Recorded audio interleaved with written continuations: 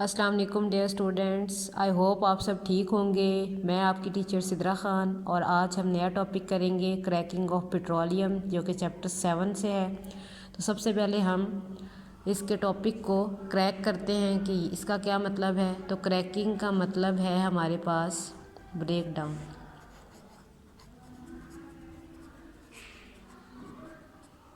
किसकी break down? Petroleum की। जैसा कि आप जानते हैं पेट्रोलियम क्या है, हमारे पास ऑर्गेनिक कंपाउंड है। और ऑर्गेनिक कंपाउंड्स किनको कहते हैं? Compound of carbon and hydrogen, यानी कि हाइड्रोकार्बन्स को। तो अब यहाँ पर हमारे पास जो है इस टॉपिक का क्या मतलब होगा, ब्रेक डाउन ऑफ हाइड्रोकार्बन्स। किस तरह के हाइड्रोकार्बन्स की ब्रेक डाउन होनी है?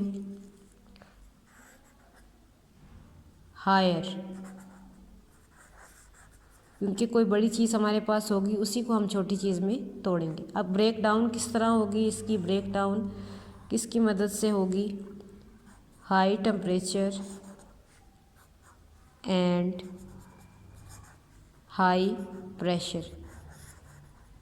अब क्यों हाई टेम्परेचर और हाई प्रेशर यूज़ हो रहा है? तो आपको पता है कि हाइड्रोकार्बन्स में कोवलेंट बॉन्ड होता है, कार्बन टू कार्बन बॉन्ड होता है, साथ carbon to hydrogen bond.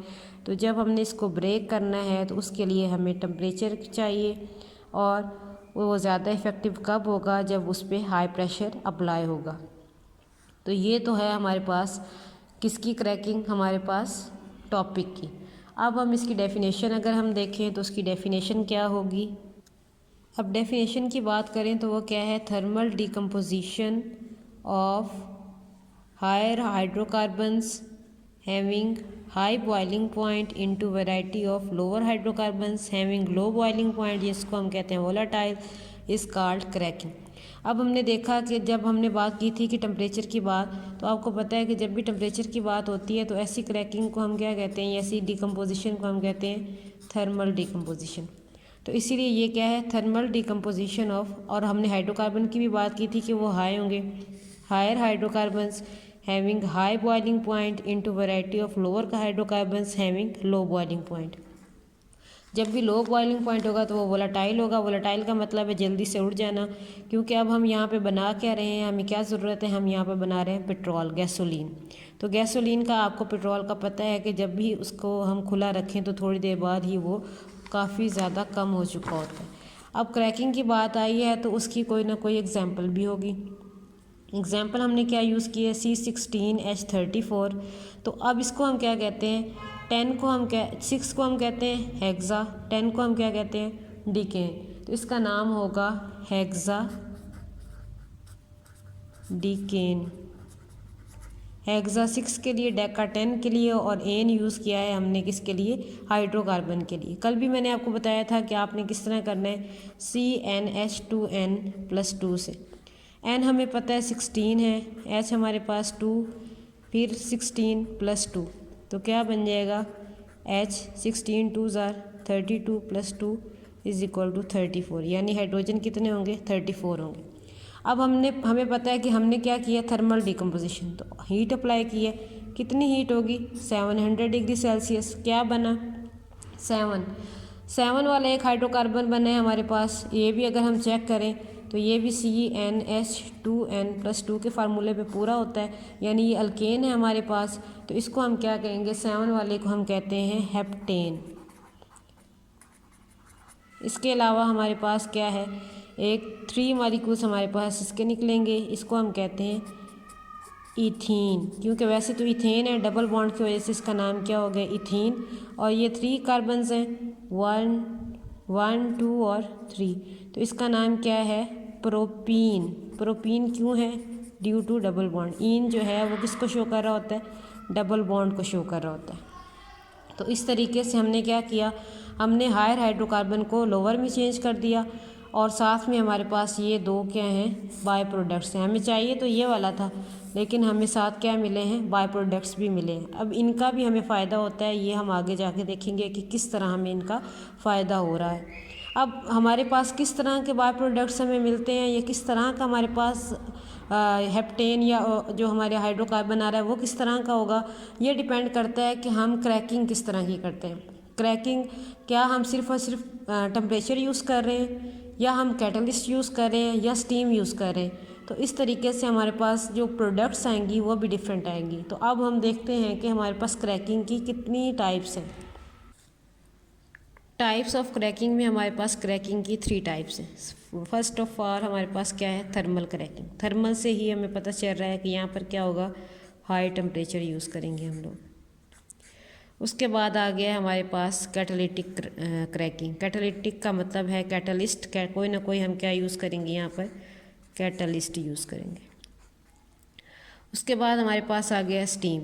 Steam क्या है, भाप किस फॉर्म में, वेपर्स की फॉर्म में। ऑलरेडी टेम्परेचर है तो टेम्परेचर देंगे भी तो यहाँ पर क्या हो जाएगा, वैसे ही हाई टेम्परेचर हो जाएगा, और जो हाइड्रोकार्बन होगा उसको मिक्स कर देंगे किसके साथ, स्टीम के साथ। तो उससे हमें नेचर क्या होगी, इनकी किस तरह के प्रोडक्ट मिलते हैं, ये जब हम इसको एक्सप्लेन करेंगे तो हमें आइडिया हो जाएगा। और ये बहुत ही इंपॉर्टेंट है क्रैकिंग पे, आपको लॉन्ग क्वेश्चन भी आ सकता है। इसके अलावा टाइप ऑफ क्रैकिंग या क्रैकिंग की डेफिनेशन, थर्मल क्रैकिंग क्या है, कैटालिटिक क्रैकिंग क्या है, ये आपको शॉर्ट क्वेश्चंस भी आ सकते हैं, इसलिए इसको आपने ध्यान से करना है। अब हम थर्मल क्रैकिंग को डिस्कस कर लेते हैं, इसकी डेफिनेशन क्या होगी ये देख लेते हैं। तो क्रैकिंग हमने पहले ही कर दिया था कि ये ब्रेक डाउन होती है, तो क्या होगा, break down of higher hydrocarbons, HC for hydrocarbons, into lower hydrocarbons at, पहले ही थर्मल से पता चल गया टेम्परेचर है, at high temperature and pressure. Temperature, high temperature और प्रेशर होगा तो उस पे जो है जो ब्रेक डाउन होगी उसको हम क्या कहेंगे, थर्मल क्रैकिंग कहेंगे। अब इसमें हमें प्रोडक्ट किस तरह का मिलता है ये देख लेते हैं कि प्रोडक्ट की क्या नेचर होगी। तो इस तरीके से हमें जो भी प्रोडक्ट मिलता है उसमें अनसैचुरेशन ज़्यादा होती है, यानी हमें क्या प्रोडक्ट मिलते हैं, अनसैचुरेटेड हाइड्रोकार्बन्स मिलते हैं हमें। अनसैचुरेशन का क्या मतलब है, उसमें या तो डबल बॉन्ड होगा या फिर उसमें क्या होगा, ट्रिपल बॉन्ड मौजूद होगा। तो इसको हम कहते हैं कि ये क्या है, अनसैचुरेटेड हाइड्रोकार्बन है। इसमें कौन कौन से अनसैचुरेटेड होंगे, मोस्टली हम डबल को ही देखेंगे कि डबल होता है, वैसे अनसैचुरेटेड का यही मतलब होता है। तो इसमें प्रोडक्ट क्या होगा, हमने ऊपर भी इक्वेशन में देखा, हमारे पास इथीन है, इथीन, और इसके अलावा हमें क्या मिला था, प्रोपीन मिला था। तो जब भी आपको थर्मल क्रैकिंग की डेफिनेशन आएगी तो जो इक्वेशन हम पहले कर चुके हैं उसको आपने इसमें एज ए एग्जांपल यूज़ करना है, इससे आपको पूरे नंबर मिलेंगे। इक्वेशन हमने क्या यूज़ की थी, C16H34 हीट यूज़ की थी हमने, और टेम्परेचर हमने क्या रखा था, 700 डिग्री सेल्सियस। एक हमें मिला था हेप्टेन, और इसके साथ हमें क्या मिला था, एक हमें इथीन मिला था, 3 मॉलिक्यूल हमें इथीन के मिले थे, और साथ में एक मॉलिक्यूल हमें किसका मिला था, प्रोपीन। तो इस तरीके से ये आपकी एग्जाम्पल भी इसके साथ ही होगी। अब कैटालिटिक क्रैकिंग को हम एक्सप्लेन करते हैं। तो हमें पता है कोई कैटलिस्ट होगा, कैटलिस्ट इसमें यूज़ होता है सिलिका एंड एलुमिना, SiO2 को हम कहते हैं सिलिका, और इसके अलावा एलुमिना हम कहते हैं Al2O3 को एलुमिना। इसमें 2 और 3 क्यों आता है, क्योंकि इस पे +3 चार्ज होता है और ऑक्सीजन पे -2, तो दोनों को इक्वल करना होता है। 3 × 2 6 होता है, और 2 × 3 भी 6 होता है, इस वजह से Al2O3 मिलकर बनते। ये सिलिका और ये हमारे पास क्या है, एलुमिना।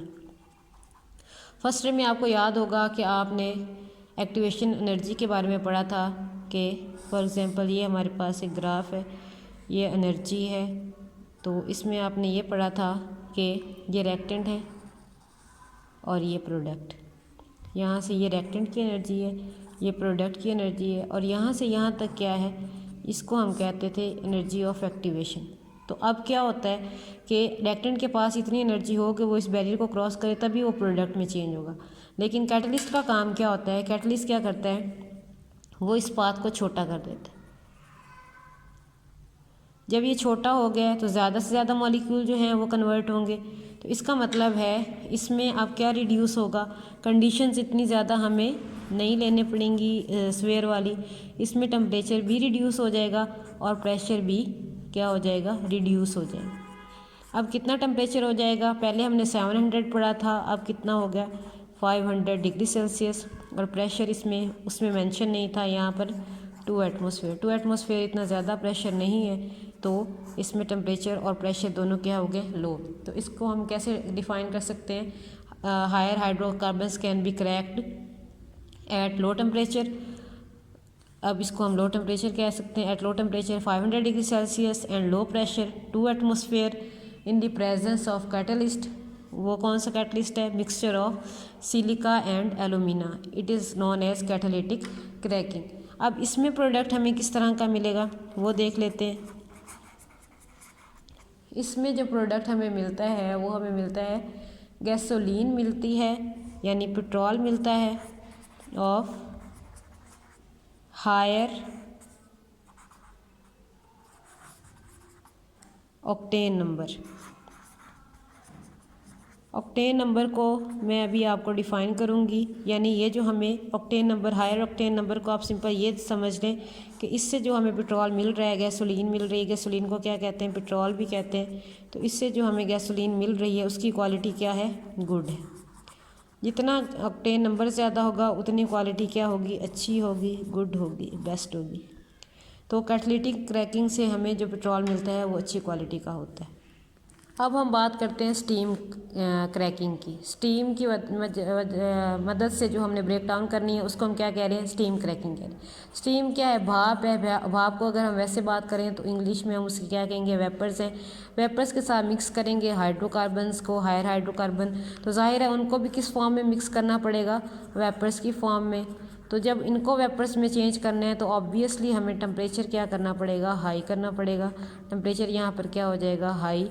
कितना हाई होगा, वो है 900 डिग्री सेल्सियस।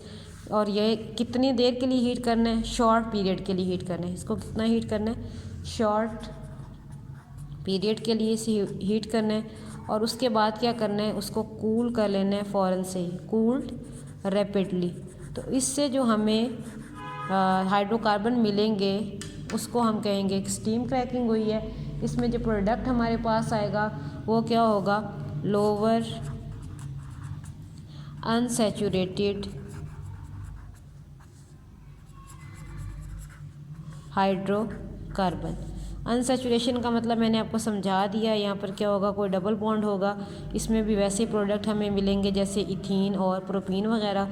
तो स्टीम क्रैकिंग से हमें इस तरह के प्रोडक्ट्स मिल जाएंगे। अब क्वेश्चन होता है कि हमें क्रैकिंग की ज़रूरत पेश आई ही क्यों, जबकि हमने ये पढ़ा था पेट्रोलियम में ऑलरेडी गैसोलीन मौजूद होता है। तो हमें इसकी क्यों ज़रूरत पेश आई है, अगर हम देखें कि हमने यहाँ पर टेबल किया था तो इसमें यहाँ हमारे पास गैसोलीन मौजूद है। किस तरह फ्रैक्शनल डिस्टिलेशन से हमें मिल गई थी। तो गैसोलीन तो मौजूद है, तो अब हम क्रैकिंग क्यों कर रहे हैं, क्यों हम केरोसिन और गैस ऑयल वगैरह ये हायर हाइड्रोकार्बन्स जो हैं उनको हम क्रैक करके गैसोलीन में चेंज कर रहे हैं। अब समझने की बात एक ये है कि इसमें हम केरोसिन और गैस ऑयल को ही चेंज कर रहे होते हैं, किसमें, गैसोलीन में। क्यों, क्योंकि ये दोनों के दोनों किस फॉर्म में हैं, लिक्विड फॉर्म में। ग्रीस को देखो तो वो सेमी सॉलिड सी होती है, पैराफिन भी इसी तरह, वैक्स है वो भी इसी तरह की होती है, कोक तो है ही सॉलिड। तो इन दोनों को हम किस में चेंज कर रहे होते हैं, गैसोलीन में चेंज कर रहे होते हैं। तो इसकी रीज़न क्या है, इसकी रीज़न ये है कि हमारे पास पेट्रोलियम से हमें जो मिल रहा होता है गैसोलीन, वो सिर्फ़ और सिर्फ कितना होता है, 20%। जबकि आपको पता है कि हमारी गैसोलीन की डिमांड कितनी ज़्यादा है। आजकल हर घर में बाइक, कार वगैरह मौजूद है जिसमें पेट्रोल चाहिए होता है। इसके अलावा आजकल हमारे पास जनरेटर्स हैं, उनमें पेट्रोल डलता है। तो पेट्रोल हमें बहुत ज़्यादा चाहिए और हमारे पास मौजूद बहुत कम है। ये दो जो हैं ये सिर्फ़ और सिर्फ हीटिंग पर्पज़ के लिए यूज़ होते हैं, तो इनका इतना ज़्यादा पर्पज़ नहीं होता, इसलिए हम इसमें से यूज़फुल प्रोडक्ट बना लेते हैं, वो क्या है, गैसोलीन। इसीलिए हम क्या करते हैं, क्रैकिंग करते हैं, किसकी, पेट्रोलियम की करते हैं। तो ये रीज़न है। इसके अलावा इसका हमें फ़ायदा क्या होता है, फ़ायदा ये होता है कि इसमें हमें मिल जाते हैं लोअर हाइड्रोकार्बन्स, ये वाले अनसैचुरेटेड। इससे हम क्या बना सकते हैं, इससे हम पॉलीमर बना सकते हैं। पॉलीमर का हमारी डेली लाइफ में फ़ायदे होते हैं। वो कौन सा होगा, अब मैं वो आपको बताती हूँ कि पॉलीमर इसमें पॉलीथीन बन जाएगा, इथाइलिन। पॉलीथाइलिन का मैं आपको बता रही थी, तो वो किस तरह होगा, CH बॉन्ड इस तरह टू होगा और यहाँ पर N लग जाएगा। तो ये हमारे पास क्या, पॉलीथाइलिन। ये पॉलीमर है और यूज़ किस में होता है, पैकिंग में।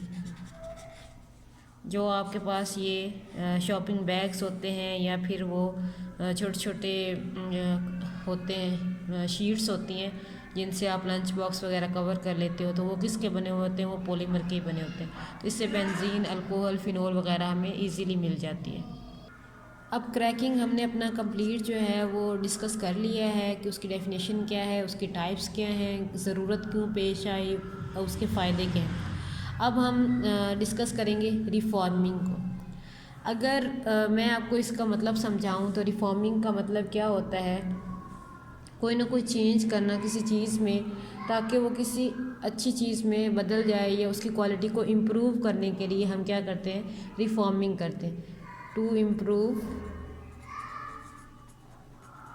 It's quality. अब इसकी बात क्यों आई कि हम क्यों कह रहे हैं कि हमने क्वालिटी को इम्प्रूव करना है, तो उसके लिए अब हम देखें कि जो हमें पेट्रोलियम से गैसोलीन मिल रही होती है, यानी 20% जो हमें मिला है, वो इतनी अच्छी क्वालिटी का नहीं होता। तो जैसे ही वो हमारे गाड़ी के इंजन में जाता है, वहाँ पर क्या होगा कि अभी हमने वो स्पार्क प्लग वो अभी ऑन ही नहीं हुआ कि वहाँ पर वो पेट्रोल जलना शुरू हो जाता है। जैसे ही वो जलता है उसमें से एक हमें साउंड्स आता है, किस तरह का मेटेलिक साउंड आता है। तो वो जैसे कोई हमें लोहे के ऊपर कोई चीज़ मारे तो उस तरह की कोई आवाज़ आने से, तो उसको हम क्या कह रहे होते हैं कि वो क्या है, नॉकिंग हो रही है। जब भी वो नॉकिंग होती है तो उससे इंजन की जो एफिशिएंसी है उस पर बहुत असर पड़ता है। तो इसीलिए हम क्या करते हैं, रिफॉर्मिंग करते हैं। अब मैंने नॉकिंग की बात की है तो मैं नॉकिंग आपको इसमें एक्सप्लेन कर दूं, उसके बाद मैं आपको रिफॉर्मिंग की डेफिनेशन भी सिखाऊंगी कि रिफॉर्मिंग की डेफिनेशन क्या है। नॉकिंग का मतलब मैंने आपको बता दिया। नॉकिंग क्या है, शार्प मेटेलिक साउंड है। किस तरह हमें मिलता है ये शार्प मेटेलिक साउंड, वो भी आपको मैंने एक्सप्लेन कर दिया। तो ये किस लिए प्रोड्यूस होता है, produced when low quality fuel Burns in internal combustion engine.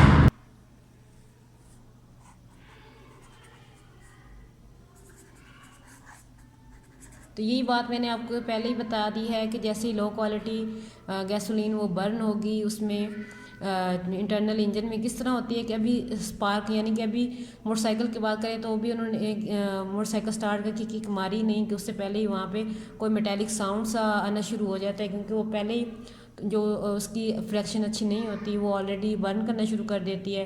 तो ऐसा लगता है कि जैसे कोई शार्प मेटालिक साउंड प्रोड्यूस हुआ है, इसलिए लो क्वालिटी फ्यूल की वजह से जब वो इंटरनल कंबस्शन इंजन में बर्न करता है तो इस तरीके से नॉकिंग होती है। अब मैंने ऑक्टेन नंबर की एक बात की थी, तो ऑक्टेन नंबर भी मैं आपको थोड़ा सा एक्सप्लेन कर दूं कि हमारे पास ऑक्टेन नंबर क्या होता है।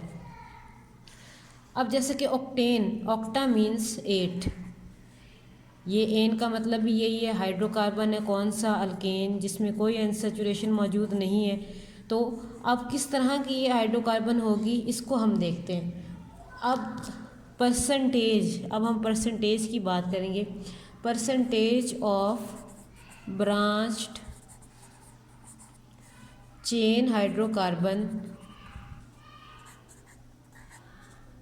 उसको हम कहते हैं iso octane in gasoline fraction of petroleum is called octane number। यानी गैसोलीन की एक फ्रैक्शन है हमारे पास, उसमें percentage of branch chain hydrocarbon जिसका नाम क्या, आइसो ऑक्टेन। अब आइसो को समझ लें तो आइसो मीन आइसोमर होता है, यानी 8 कार्बन वाली अल्केन का कोई आइसोमर मौजूद है और वो किस में मौजूद है, गैसोलीन फ्रैक्शन में। तो जितनी क्वांटिटी में वो मौजूद होगा उसको हम क्या कह रहे होते हैं कि वो उसका क्या है, ऑक्टेन नंबर। जितना ऑक्टेन नंबर ज़्यादा उतनी फ्यूल की क्वालिटी क्या होती है, बेटर होती है। ऑक्टेन नंबर की बात हो गई तो अब क्या होता है, क्या फ़ायदे होते हैं कि हम ऑक्टेन नंबर की बात करें ना। Fuel with high octane number यानी जिसमें परसेंटेज आइसो ऑक्टेन की ज़्यादा होगी, उसके फ़ायदे क्या हैं, इट बर्न स्मूथली। हमने कहा जो हमें मिलता है गैसोलीन पेट्रोलियम से, उसकी क्वालिटी इतनी अच्छी नहीं होती, तो उससे नॉकिंग प्रोड्यूस होती है, यानी नॉकिंग प्रोड्यूस हो रही है तो वो स्मूथली तो नहीं बर्न होगा ना, तो इस वजह से less likely to produce knocking, यानी नॉकिंग के चांस भी बिल्कुल क्या हो जाते हैं, कम हो जाते हैं, ख़त्म हो जाते हैं। और जब नॉकिंग होती है तो उससे क्या होते हैं, एफिशिएंसी इंजन की वो कम हो जाती है। आपको पता है जब भी घर में भी कोई मशीन हो उसमें से भी आवाज़ आना शुरू हो जाए तो वो हम क्या कहते हैं, ये ख़राब हो रही है, उसकी एफिशिएंसी वो नहीं रहती। तो यहाँ पे इंजन में भी सेम यही इंक्रीज, इससे क्या होगा, इससे उसकी एफिशिएंसी इंक्रीज़ हो जाएगी। अब ऑक्टेन नंबर की बात की थी, उसके स्ट्रक्चर की भी बात कर लेते हैं। आइसो मैंने आपको कहा था कि वो होता है क्या, आइसो हमारे पास क्या होता है, आइसोमर होता है। आइसोमर किसका है, ऑक्टेन का, यानी उसमें कार्बन का नंबर 8 ही रहेगा। अब अगर हम देखें तो ये क्या है, 1 2 3 4 5 6 7 और 8। अब नाम को देख लेते हैं, जब नेमिंग करते हैं तो हम पेरेंट चेन जो है वो लॉन्गेस्ट यूज़ करते हैं। अब यहाँ पे देखो तो ये ही लॉन्गेस्ट चेन बन रही है, तो यहाँ से भी 1 2 3 4 5, यहाँ से भी 1 2 3 4 5, जिस तरह भी जाओ 5 ही उसकी लॉन्गेस्ट चेन बनेगी। तो हमने ये सिंपल स्ट्रेट वाली ले ली है। इसको आप देखो तो नंबरिंग वहाँ से करते हैं जहाँ से हमारे सब्स्टिट्यूएंट जो हैं वो ज़्यादा जिस साइड पे हो उसको और करीब भी हो। तो देखें तो 1 और 2 यहाँ पे भी है, लेकिन यहाँ पर एक मिथाइल है, 1 और 2 यहाँ पे भी है, यहाँ 2 मिथाइल है। मिथाइल किसको कहते हैं, जब भी मीथेन में से एक हाइड्रोजन जो है वो कम हो जाए तो हमारे पास क्या रह जाता है, CH3। इस ग्रुप को हम क्या कह रहे होते हैं, इसको हम कह रहे होते हैं मिथाइल ग्रुप। और 5 वाले को हम पेंटेन कहते हैं। नंबर क्या है, 2। अगर हम एक बार 2 लिखेंगे तो इससे लगेगा एक ही मिथाइल ग्रुप है, लेकिन आपको पता है यहाँ 2 मिथाइल ग्रुप है, तो यहाँ नंबर हम 2 बार रिपीट करेंगे, 2 2 और ये 4 है, 4 और 3 के लिए हम क्या यूज़ करते हैं, ट्राई। कौन से ग्रुप मौजूद हैं, मिथाइल, मिथाइल। और पेरेंट चेन क्या है, 5 नंबर वाली, पेंटेन। तो इसलिए इसका ये नाम है और ये आपने याद रखना है, ये आ जाता है कि उसका क्या नाम है या उस आइसोक्टेन क्या होगा, तो ये आपके जहन में होगा तो आप इजीली इसका आंसर दे सकते हो। अब नेक्स्ट देखो तो रिफॉर्मिंग की डेफिनेशन कर लेते हैं। अब हम क्रैकिंग पढ़ रहे हैं तो यही चीज़ है, इसी में ही हमें पता चल रहा है कि थर्मल डिकम्पोजिशन हो रही है या थर्मल कन्वर्जन हो रही है। रिफॉर्मिंग में तो हमने देख लिया कि उसको हमने थोड़ा सा चेंज कर देना है। किसको चेंज करना है, thermal conversion of straight chain hydrocarbon. Straight chain hydrocarbon को चेंज कर देना है, किसमें, उसको हमने ब्रांच चेन में चेंज कर देना है in the absence of air, यानी हमने ऑक्सीजन वहाँ इस्तेमाल नहीं करनी, and in the presence of catalyst, catalyst use करना है। उसको हम क्या कहते हैं, इसको हम कहते हैं रिफॉर्मिंग। यानी स्ट्रेट चेन किस में चेंज हो रहा है, ब्रांच चेन, किस में, हीट में और कैटलिस्ट में। और एक इस इक्वेशन की अच्छी बात यह है कि आप इसको कैटालिटिक क्रैकिंग में भी लिख सकते हो, लेकिन यहाँ पे ऑक्टेन ना लिखना, कोई ना कोई हायर आप इसमें हाइड्रोकार्बन लिख देना, तो उससे आप क्या करोगे, या आप सिंपल पिछली इक्वेशन यूज़ करके उस पर कैटलिस्ट लिख दो और हीट लिख दो बस। तो अब हमने देख लिया कि ये आइसोक्टेन है और इसका नाम क्या है, 2,2,4 ट्राईमिथाइल पेंटेन। लेकिन अगर हमारे पास अब गैसोलीन अच्छी क्वालिटी में मौजूद नहीं है तो एंटी नॉकिंग एजेंट को यूज़ कर लेंगे, जिससे ऑक्टेन नंबर इम्प्रूव हो जाएगा, फ्यूल की क्वालिटी इम्प्रूव हो जाएगी और वो नॉकिंग प्रोड्यूस नहीं करेगा। तो वो हमारे पास क्या है, टेट्रा इथाइल लेड, जिसको हम TEL भी कहते हैं। अब इससे बहुत ईजी है कि इसका स्ट्रक्चर कैसे होगा। Tetra mean 4, ethyl mean C2H5 group, हमें पता है ये CH3, ये हमारे पास क्या होता है, इथेन होता है। इसमें से जब हम एक हाइड्रोजन कम कर देंगे तो वो क्या बन जाएगा, इथाइल बन जाएगा।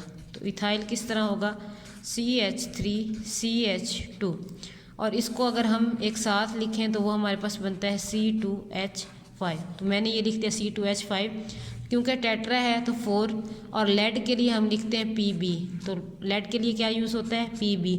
तो अब ये हमारे पास क्या है, टेट्रा इथाइल लेड। अब ये क्या करेगा, पुअर फ्यूल का ऑक्टेन नंबर इम्प्रूव करेगा, improve octane number of poor fuel. तो इसको हम क्या कहते हैं, इसको हम स्मॉल अमाउंट में ऐड कर देते हैं। कितनी अमाउंट इसको यूज़ करते हैं, हम स्मॉल अमाउंट यूज़ करते हैं, एक एडिटिव के तौर पे इस्तेमाल कर देते हैं। और इसको हम कहते हैं कि ये क्या है, एंटी नॉक एजेंट है, क्योंकि जब हमारे पास ऑक्टेन नंबर इम्प्रूव होगा तो नॉकिंग भी इम्प्रूव हो जाएगी, तो इसलिए हम इसको क्या कहते हैं, एंटी नॉक एजेंट। और लेकिन इसका क्या है, एक हमारे पास डिसएडवांटेज है। डिसएडवांटेज क्या है हमारे पास, कि जब भी ये कंबस्शन इंजन में जाता है तो क्या बन जाता है, लेड ऑक्साइड बन जाता है। वहाँ से क्या होगा, लेड ऑक्साइड रिड्यूस हो जाता है। रिड्यूस का मतलब है कि उसमें ऑक्सीजन जो है वो उसमें ख़त्म हो जाता है, उसके हट जाता है। तो क्या बन जाएगा, लेड ऑक्साइड रिड्यूस होकर हमें क्या दे देगा, लेड दे देगा। और लेड जो है जब भी वो एयर में जाएगा तो उससे क्या होगी, एयर पोल्यूशन होगी। एयर पोल्यूशन की वजह से अब जो इन्फेंट हमारे पास होते हैं, चिल्ड्रन, छोटे बच्चे होते हैं, उनमें या तो ब्लाइंडनेस आ जाती है या फिर मेंटल रिटार्डेशन। क्या क्या इसके डिसएडवांटेज हैं, ब्लाइंडनेस और मेंटल रिटार्डेशन। तो आज हमने बहुत ही अहम टॉपिक कवर किया है। इसमें 2 लॉन्ग आ सकते हैं, एक क्रैकिंग हो सकता है, एक आपके पास रिफॉर्मिंग हो सकता है। और शॉर्ट हो सकते हैं thermal cracking, catalytic cracking, steam cracking, या फिर आपको नॉकिंग की डेफिनेशन, ऑक्टेन नंबर की डेफिनेशन आ सकती है।